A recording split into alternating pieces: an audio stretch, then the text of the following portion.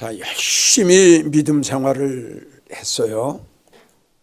최선을 다해서 믿음 생활을 했어요. 땅도 팔고 아파트도 팔고 통장도 다 털어가면서 정말 주님으로 위해서 최선을 다하고 정말 생명 바쳐 열심히 믿음 생활 하느라고 최선을 다했는데 바로 믿질 못했어요. 왜요? 주님을 바로 알지 못했어요. 제일 첫째가 주님을 바로 알지 못했어요. 이 뜻이 뭐냐 그러면 주님이 기뻐하시는 것이 무엇인가? 주님이 원하시는 것이 무엇인가? 주님이 그렇게 우리를 통해서 영광을 받으시기를 원하시는 그것이 무엇이었던가? 그걸 몰랐어요. 그러니까 주님이 원하시는 건 이건데 이걸 모르기 때문에 이 일을 했단 말이에요. 바로 이거예요. 그 다음에 두 번째는 말씀을 제대로 몰랐어요. 이 말씀을 잘 몰랐어요. 그러니까 주님을 잘 모르고 이 말씀을 잘 모르기 때문에 그렇게 열심히 했는데 이제 큰일 났어요. 이제 주님을 만나게 되면은 그 성도가 얼마나 후회를 하고 얼마나 원망을 하겠어요. 그 무엇보다도 아마 제일 첫째 주의 종을 원망을 하겠죠. 원망을 한다면 두 번째는 뭘까요? 자기를 원망하겠죠. 내가 왜 이렇게 밀어냈지? 내가 왜 이렇게 어리석었지? 내가 왜 이렇게 못난이 같은 짓을 했지?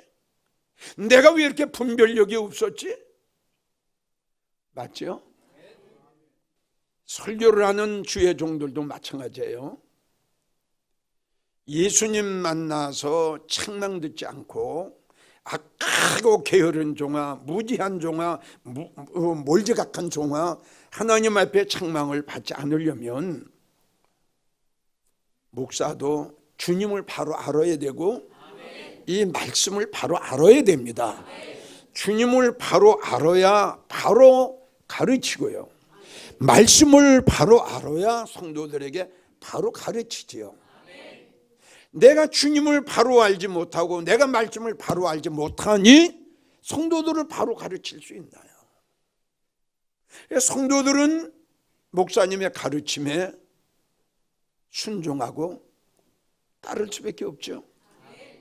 그러면 진리의 말씀, 생명의 말씀을 선포하고 그 말씀에 순종하고 따랐던 성도들은 참 축복이겠죠. 그런데 이 말씀 외에 다른 걸 가르쳤는데 진리가 아니고 주님 말씀이 아닌 그것을 주님의 말씀으로 믿고 따르고 순종했던 성도들, 지금 여러분들에게 이야기한 대로 예수님 만나면 상은커녕 큰 책망을 받을 텐데 주님을 바로 알고 말씀을 바로 알아야 바로 충성하고 바로 봉사하고 바로 믿음 생활을 하지. 이 믿음 생활하는 성도들 중에 바로 알고 바로 믿는 것이 얼마나 중요합니까? 다시 한번 이 시간 강조합니다. 열심히 일했어요. 생명까지 버리면서 일했어요. 이것이 진리의 길이요, 이것이 주님이 원하시는 길인 줄 알고 최선을 다했단 말이에요. 근데 너무 어리석었어요. 너무 미련했어요. 성도들이요, 이 순간을 생각해 보세요. 그렇게 주인이 오기를 기다렸거든요. 그렇게 주님 만나기를 원하고 소망했거든요. 칭찬은커녕 일평생 내 상해를 다 바쳐 정말 최선을 다했는데 이거 웬일입니까? 그때 가서는 누구를 원망할 거예요? 원망한다고, 후회한다고 상이 나한테 오겠어요? 아마 몸부림치며 가슴을 찢으며 왜 이렇게 미련했나? 왜 이렇게 분별력이 없었나? 내가 어쩌자고 이렇게 바보스럽게 믿음 생활을 했지? 우리 한번 생각해 봅시다. 참 끔찍하죠? 맞죠? 다시 한번 강조하지만 바로 알고 바로 믿었으면 이 날이 되면 얼마나 좋겠어요. 네? 주님이 자랑을 해주시고 칭찬을 해주시고 천군 천사가 온통 나타나서 찬양을 부르면서 축하를 해주고 하늘에서 가장 보석가루가 내려와 우리 주님이 보배압을 여시고 세마포를 입혀주시고 영광의 면류관을 씌워주시고 온통 대잔치가 벌어질 텐데 이게 웬일입니까? 그렇죠? 이게. 자, 우리 한번 아주 쉽게 생각합시다. 이단에 미혹된 사람들 아주 쉽게 생각하자고요. 이단에 미혹된 사람들 한번 생각해 봐요. 왜 이단에 미혹됐을까요? 그렇죠. 주님을 바로 알지 못했고 말씀을 바로 알지 못했기 때문에. 디도서 3장 10절 11절을 보면 주님이 이런 말씀을 하셨어요. 이단에 속한 사람들을 한두 번 훈계한 후에 저들을 멀리해라. 만나지 말라는 거예요. 만나지 말라는 거예요. 그리고 11절 하시는 말씀이 뭐라고 말씀하느냐? 이걸 잘 들어야 돼요. 저들은 부패하여져서. 부패했다는 뜻은 뭐냐 그러면 마음의 타락이에요. 아주 무서워요. 저들은 부패했다. 마음이 타락했다. 그러니까 부패 또 두 번째가 뭐냐면 진리를 거부한다. 그러니까 진리를 받아들이지 않는다 이거지. 그리고 이어서 하시는 말씀이 저들은 스스로 정죄하다. 아유 주여. 주님이 정죄하신 게 아니고요. 성령님이 정죄하신 게 아니고요. 누가요? 제 스스로. 무서운 거예요. 이 정죄라는 건요, 스스로 지가요 수갑을 차는 거예요. 제 스스로 수갑을 차고 제 스스로가 이 묶는 거예요. 저를 이 묶어요. 이 중력이 뭐냐면 사망의 줄로 묶어요. 정죄의 줄로 묶는단 말이에요. 다른 사람이 묶는 게 아니고 예수님이 묶는 게 아니고 제 스스로 사망의 줄로 지가 묶어버리는 거예요. 그리고 이어서 하시는 말씀이 저들은 죄를 짓는 자다. 그래서 우리 예수님께서 이단에 속한 사람들은 한두 번 훈계한 후에 더 이상 만나지 마라. 더 이상 대화도 하지 마라. 그들을 멀리해라. 안 맞는데요. 영이 안 맞고 사상이 안 맞고 말씀이 안 맞고 다 안 맞습니다. 다 안 맞습니다. 디모데전서 6장 5절을 보면 저들은 마음이 부패하여 진리를 잃어버린 자다. 지금 맞죠? 저들은 어떤 자들이에요? 마음이 부패했어요. 그리고요 진리를 잃어버렸어요. 진리를 떠났어요. 진리를 받아들이질 않아요. 여러분들은 이 설교를 들으시면서 어떠한 심령으로 어떠한 마음으로 받으시는 줄 저는 잘 모르겠지만 얼마나 바로 알고 바로 믿는 게 성도들에게는 얼마나 소중한 일입니까?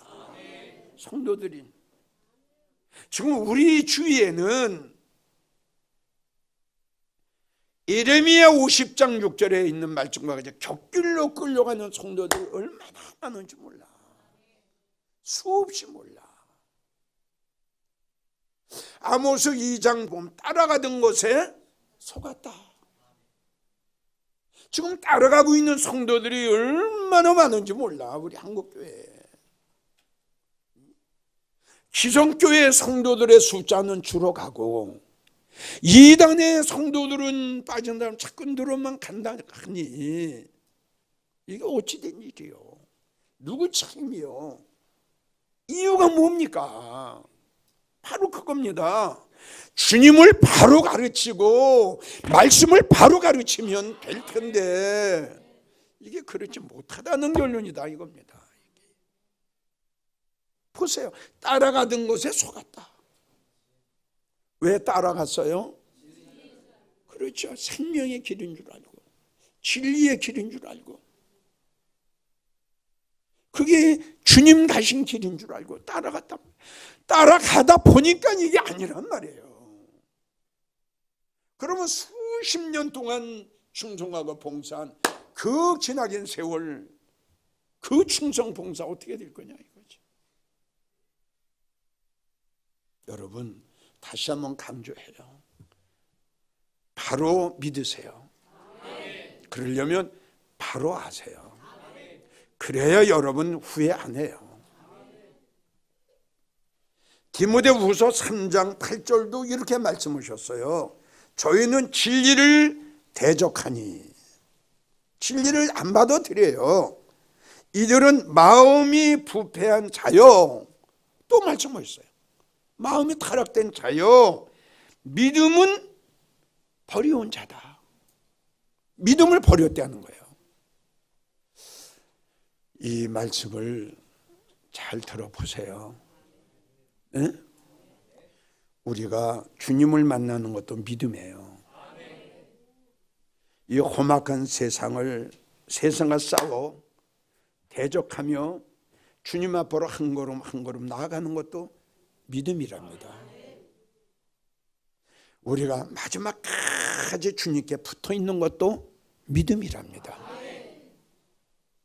나와의 싸움에서 승리할 수 있는 것도 믿음이랍니다. 천국에 가서 최고의 축복을 받는 것도 믿음이랍니다. 그런데 예수님 말씀하셨어요. 저 이단에 빠진 사람들은 믿음이 없는 사람들이야. 근데 저들이 믿음이 있다고 생각합니까? 없다고 생각합니까? 여러분 여기서 우리가 중요한 걸 발견을 해야 돼요. 믿음은 여러분 오직 예수님 한 분으로 우리가 믿음을 갖는 거예요. 믿음은 주님한테 나오는 거예요. 믿음은 말씀에서 나오는 거예요. 그럼 여러분들은 저는 하나님의 말씀을 믿는 것보다도 저 아까 진리를 거부한다고 그랬잖아요. 진리가 뭡니까? 할렐루야. 그러니까 요한복음 17장 17절로 보면 하나님의 말씀만 그럼 이들은 안 믿잖아요. 진리를 안 믿잖아요. 그래서 이 이단에 속한 사람들이 이유는 바로 그겁니다.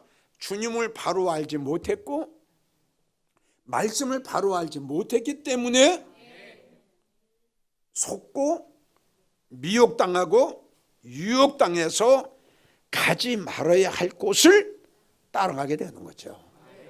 결론에 이들의 결론은 어떻게 되겠어요? 우리 한번 상상해 봅시다. 자, 그래서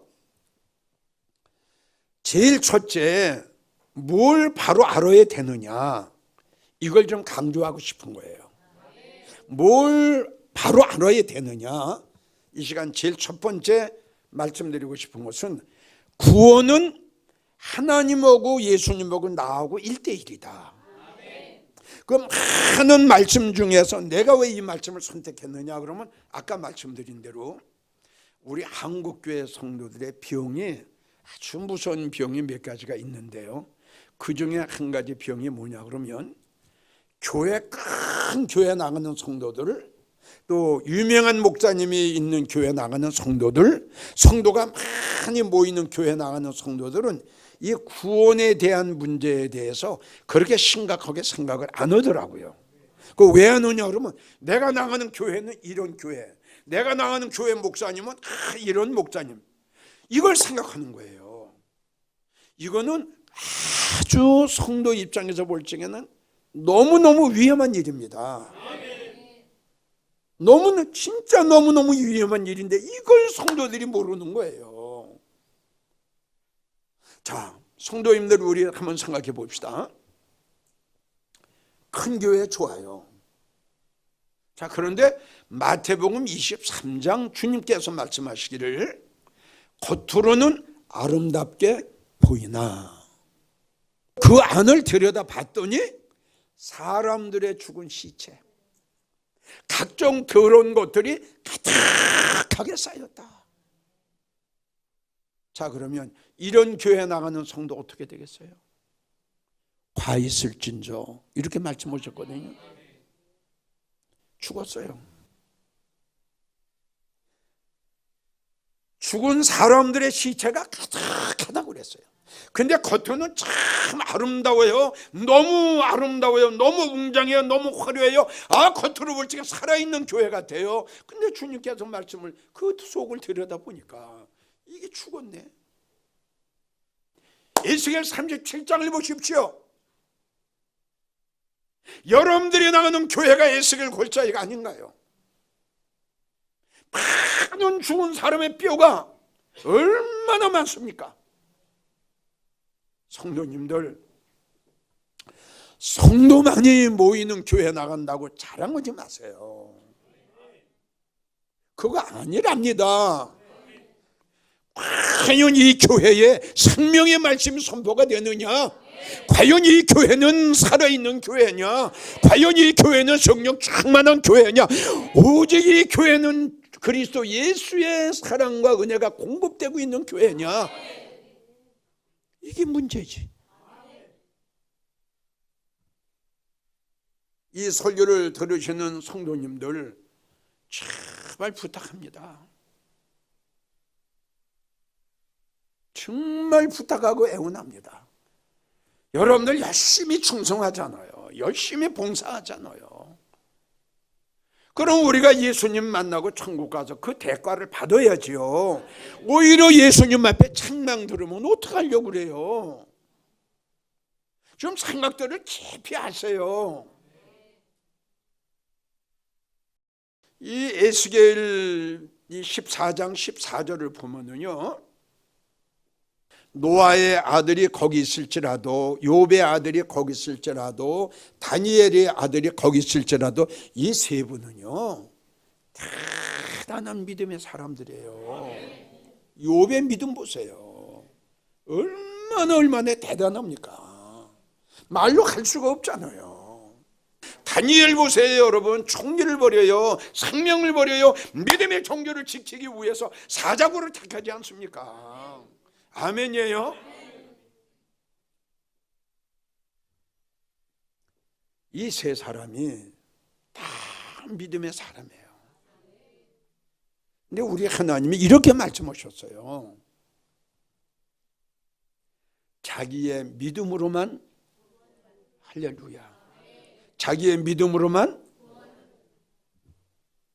이게 무슨 뜻이냐? 우리 한번 생각해 봅시다.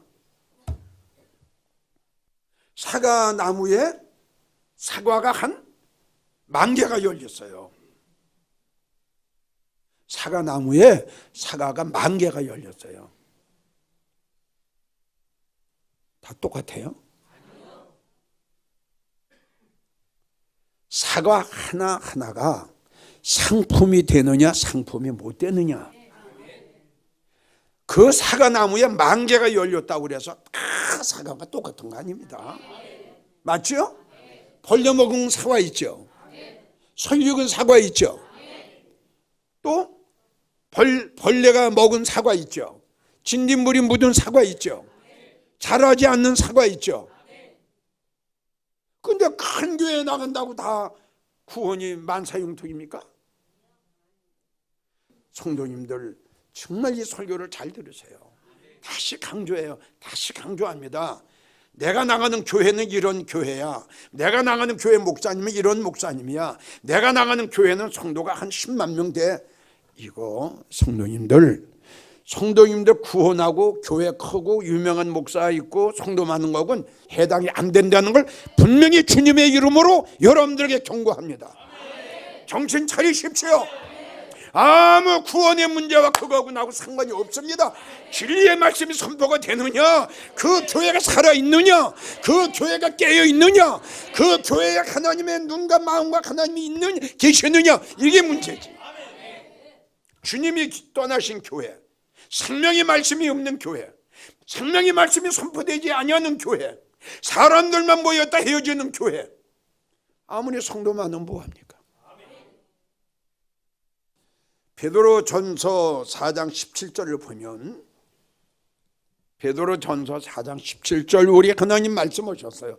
나는 내 집에서 심판한다. 이 말씀이 지금까지 여러분들에게 설교한 내용하고 똑같습니다. 그래서 마태복음 3장을 보면은 알고 같은 성도가 나오고 쭉정이가 나옵니다.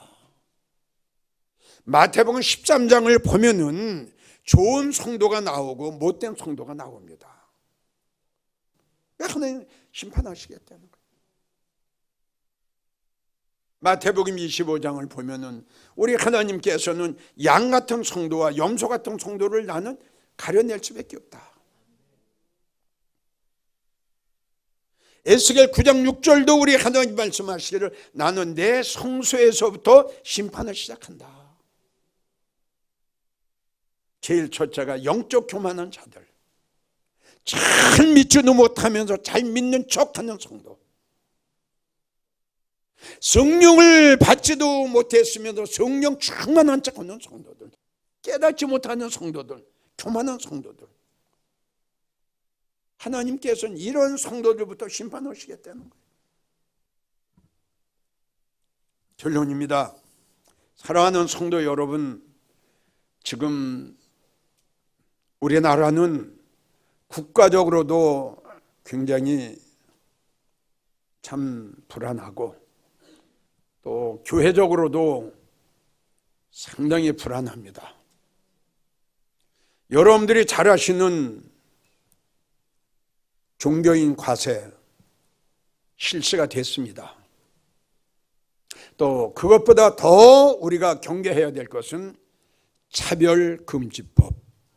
이 문제를 놓고 모든 기독교인들이 한데 힘을 합쳐서 하나님 앞에 기도해야 됩니다. 성도 여러분, 분명한 것은 우리 예수님만이 생명입니다.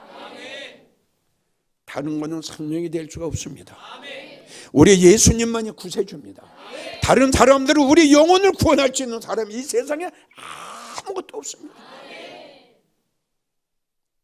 이 차별금지법이 통과가 되면 이 설교를 할 수가 없다는 결론이죠. 교회는 하나님의 말씀을 증거하기 위해서 교회가 세워지는 거예요. 목사의 사명은 뭐냐 그러면 하나님의 말씀을 대언하기 위해서 주회종이 세워지는 건데, 이걸 못하면 교회가 무슨 소용이 있나요? 목사가 무슨 소용이 있나요? 시대는 여기까지 왔습니다. 성도님들, 다시 강조합니다. 내가 나가는 교회는 어떤 교회인가? 다시 한번 확인하세요. 그리고 내가 나가는 교회 목사님은 어떤 목사님인가? 내가 나가는 교회는 주님이 계신 교회인가? 내가 나가는 교회는 생명의 진리의 말씀이 선포되는 곳인가?